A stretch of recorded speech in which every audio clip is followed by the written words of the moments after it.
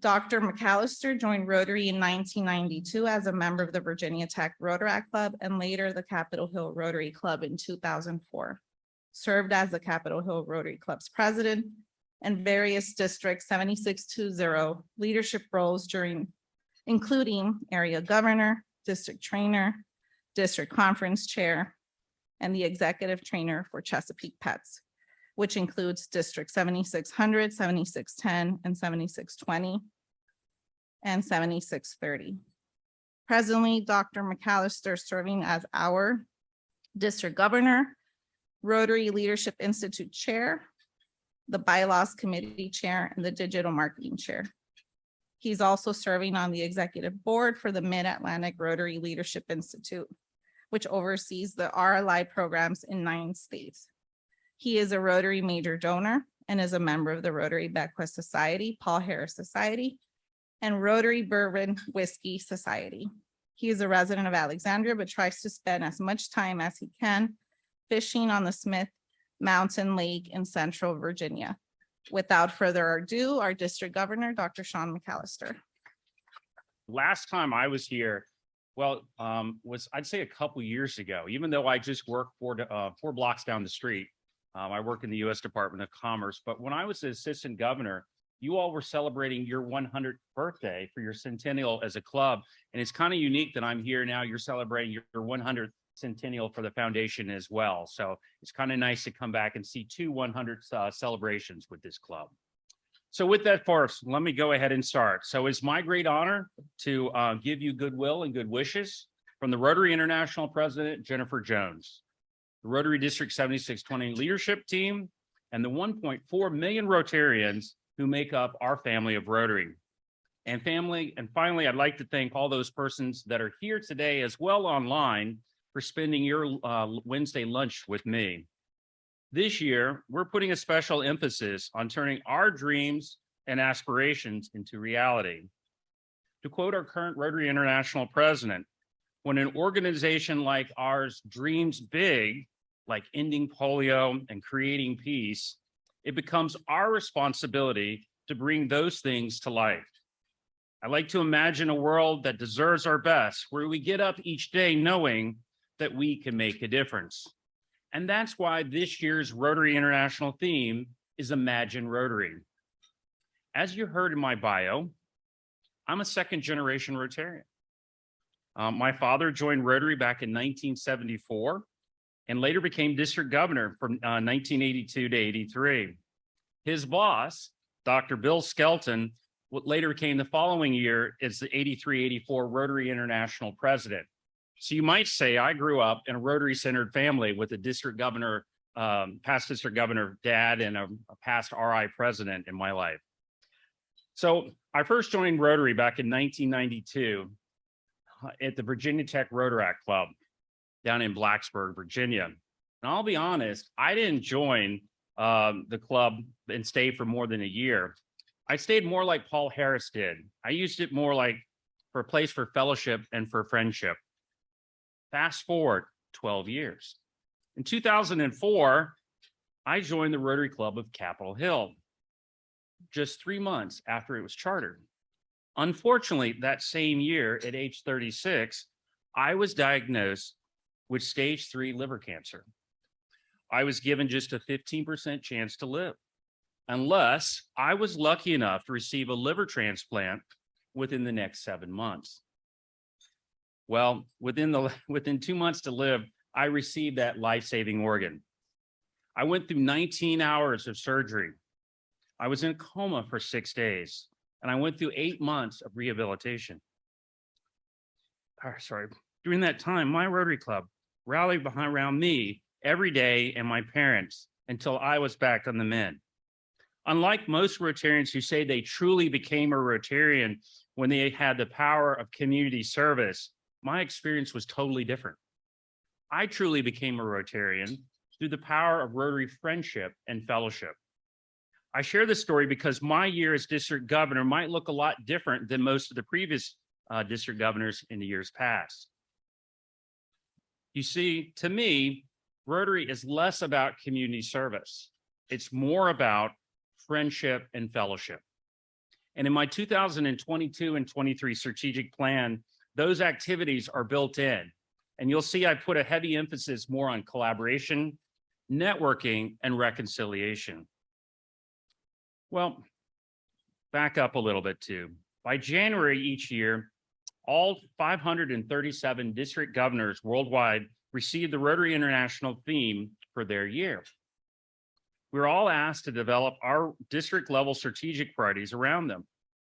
When I heard this past January that this year's theme would be Imagine Rotary, I did a pledge to myself. First, my plan would put our Rotary, Rotaract, and Interact clubs first before any Rotary International priorities or district priorities. You see, to me, I feel members join Rotary clubs, not Rotary districts. So therefore, during my year as your district governor, I promise not to provide any district-wide service projects for you all to commit to. I figure you much rather pursue your own club projects than doing something that I want to do. Secondly, I believe there should be more transparency and continuity at the district governor level. I think this, I believe, would build more trust between our clubs, our assistant governors, and our district leadership team. And the good thing here is that our past district governor, Geetha Jairam, and our incoming district governor-elect, Dolores Edwards-Harding, and I have been friends for years, and we all agree this too. So over the next 12 months, well, now 9 months, Rotary District 7s will embrace 5 main priorities during our 2022-23 year. First, we'll increase the adoption of diversity, equity, and inclusion amongst all our clubs. We'll do this by hosting a community-based cultural awareness symposium later this spring to highlight our similarities. We'll also put a special emphasis on expanding underserved communities, both in Maryland, DC, and Virginia. Second, we'll continue to support our basic education and literacy. We'll encourage more clubs to submit global and district grants that focus both on basic education, maternal child health, and community economic development. Third, we'll strengthen local entrepreneurs and community leaders, particularly through women, both in rural and urban communities. And we'll do this by providing them more opportunities to thrive financially, socially, and culturally through community economic development. We'll also recognize the importance of our first responders, and we'll provide them an opportunity to be recognized during our Rotary District Conference, which is happening in April the 20th to 23rd in Bethesda, Maryland. And I'll tell you a little bit more about that here in a moment. Fourth, we'll continue to promote a giving and grant culture to the Rotary Foundation. We'll increase our outreach efforts, not only to our Rotary clubs, but this year we're increasing it to our Rotaract clubs as well. We're also going to streamline, or we've already going to streamline the MOU certification process for you to apply for grants. Last year, it was a 7-hour training program over 6 months. This year, we've got it down to 90 minutes, and you can do it over an evening webinar. We'll also increase the number of Paul Harris by 5%, and we just launched, we did this week, the new Polio Plus Society that we have in our district as we recognize more people who contribute to the polio effort. And fifth, we'll grow membership not only in our Rotary clubs, but also in our Rotaract and Interact clubs.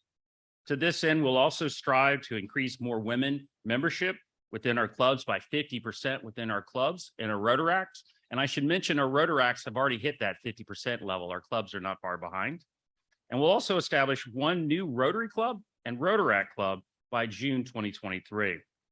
Now, the first months of a Rotary year, of course, are always a busy time for our district as we welcome new presidents and new people stepping into the roles.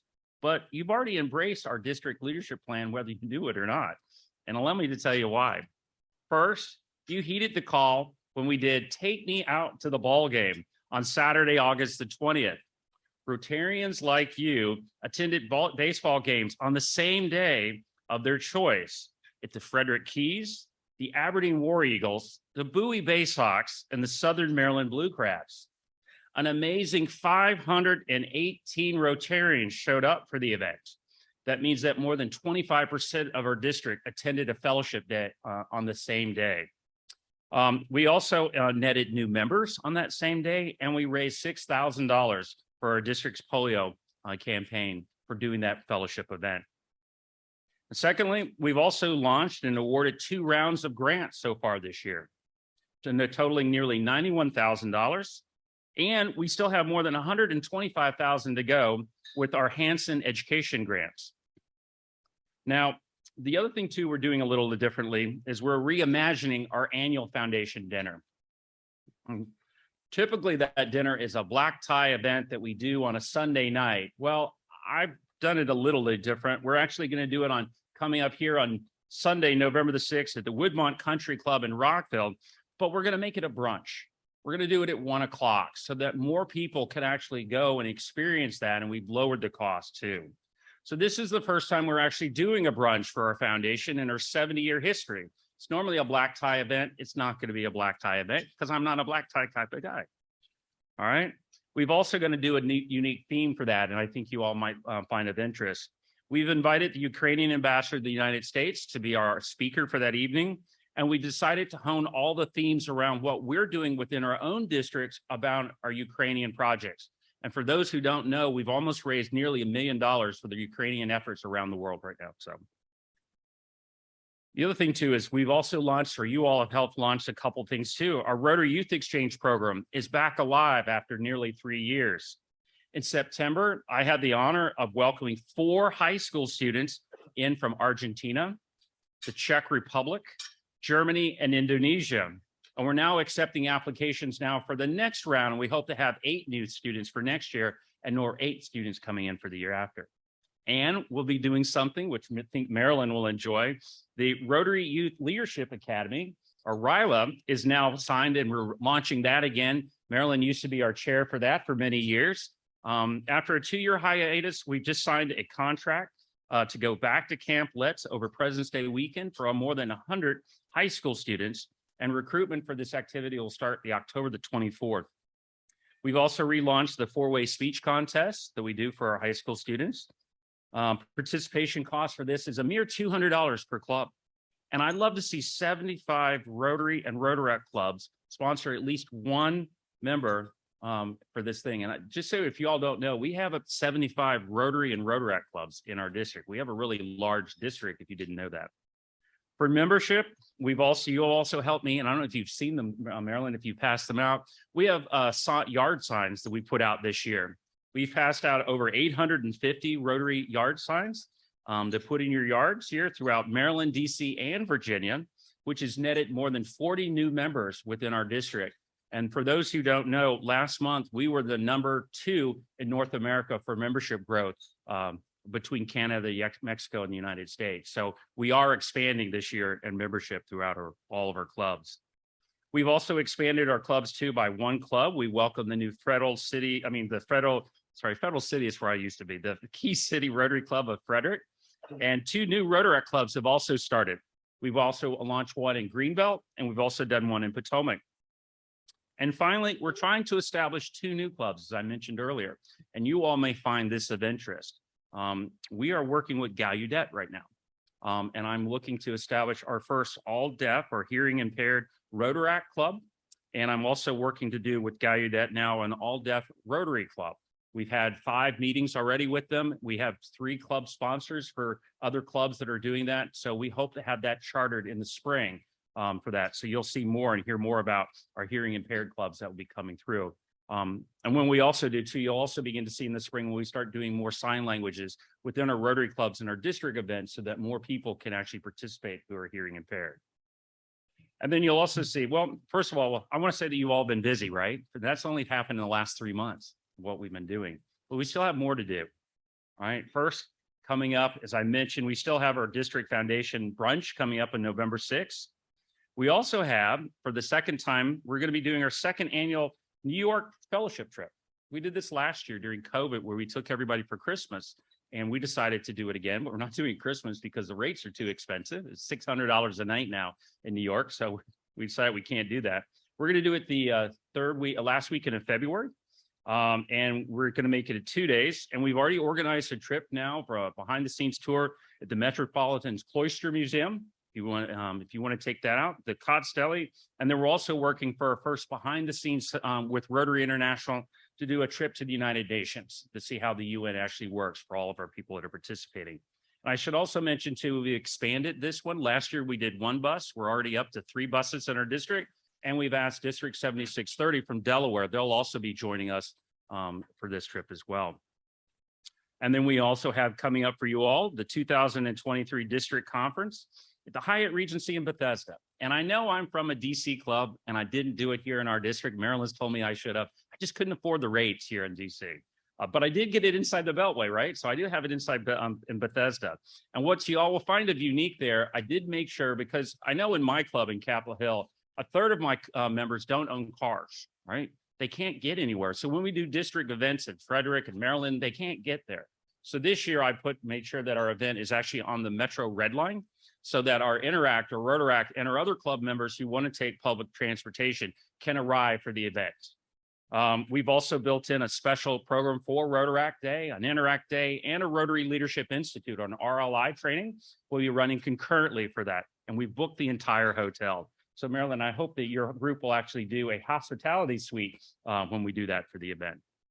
And finally on that one too, I mentioned that we're going to be doing Sunday brunch. Sunday brunch is if you all had heard, you'd heard my bio that I've been district conference chair before. So when I was district conference chair, Peter Kyle was our district governor and I was his district conference chair. Something that I had done in Baltimore is that all the clubs adopted the Wounded Warriors, and we invited a Wounded Warrior family to come to our brunch and then with their family. We had over 700 people attend that Sunday brunch. We're going to do something similar this year for my year, but instead of doing the Wounded Warrior program, we're asking for each club to identify a first responder family, and you all can decide what you want as a first responder family. That could be a nurse, it could be a police officer, it could be a COVID worker, it could be whatever you want. And we're asking for you all to nominate them, bring their family to brunch, and for that special, and we're hoping to bring that up. And to incentivize this a little bit more, we've also going to be awarding every club that participates 1,000 Paul Harris points, so that when you come back, you can reward that Paul Harris. I mean, you can give that Paul Harris to your first responder at a club event at your local club. They don't need to be recognized by me. Again, I said I'm not going to compete with the districts. All right, we're going to let you all do it at the club level. We're going to give you the Paul Harris. You can do whatever you want with that for your first responder finally. And finally, I am drawing to a close. And finally, if you're attending the Rotary International Convention in Melbourne, Australia, I'll hope that you'll join our district when we host our very own Preakness cocktail party. We've decided, we did it last year in Houston. We did a social event.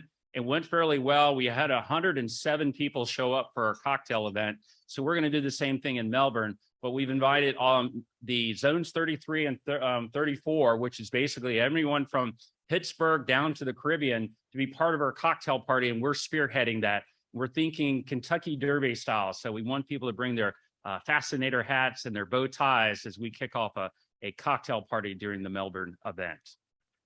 So I've outlined what I'd like to do and what I'd like to work with you to reimagine Rotary this year. But what's next? Well, I have to ask you, how would you reimagine Rotary during the next 5, 10, 15 years? Would you imagine a world or a district with less disease, stronger local economies, a world of peace, a world of polio-free? It's up to you. So thank you. So, did anybody have any questions? Anything you like, or anything you'd like to know about the district? So that going on. Okay, paraphrasing the question, Sam had asked the question. He noticed that I was using the word community economic development through that. My dad used to be a director of community economic development, and just so you know, Sam used to work for my dad, so he's a little inside plant there. But my first job out of college, I was a community economic developer myself. So, and I did in a rural county of Tennessee. So I recognize that a lot of folks and entrepreneurs really need to stand up, and then we can do a lot. And the other thing too, I noticed that a lot of our grants that we give out seem to be reoccurring grants, but we never seem to solve the problem of helping people be more self-sustainable. So in community economic development, it's the fourth of the 7 factors that we have where we can give out grants for. What I'm asking clubs to think about is either micro enterprises or thinking about where you're starting up, helping folks either maybe doing sewing kits or teaching, so other type of economics, either in a global one or an international one here too. The other one too in economic development too, we were talking about the Interact clubs, is teaching some of them basic accounting skills. So teaching high school kids how to manage their budgets before they go off to college, et cetera. That also counts in community economic development as well. So thanks, Sam. Asking, do we have any doing carbon footprint or any environmental initiatives right now? There was a zone conference last weekend or 2 weekends ago in Baltimore that we did, and we actually we talked about the environment. We actually asked the people at Rotary International, what's our next big thing? Are we going to really look at the environment? Rotary declined to comment on that. I'll be honest with you. They said that they'd like to go ahead and finish what we started first with polio, getting polio off the ground first before they go on and tackle something else. But the environmental committees, which Bill here, Dent is over here. Yep, Bill. So Bill is my chairman for the environmental committee for the district, and I know he's working on a lot of stuff. And so right now, Rotary International itself has not adopted, but we're doing stuff at the club level. The question was District 7620. What is its boundaries and what does it encompass? Right.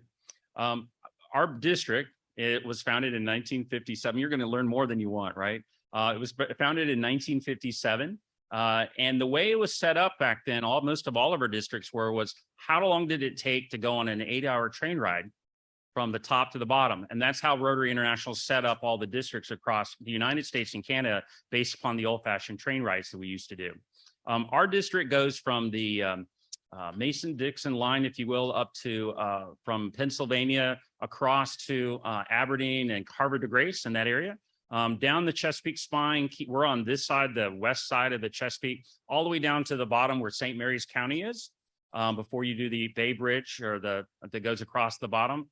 We're going up this side here along all the Maryland, except for DC is into it, and then the west side, but we don't include Hagerstown.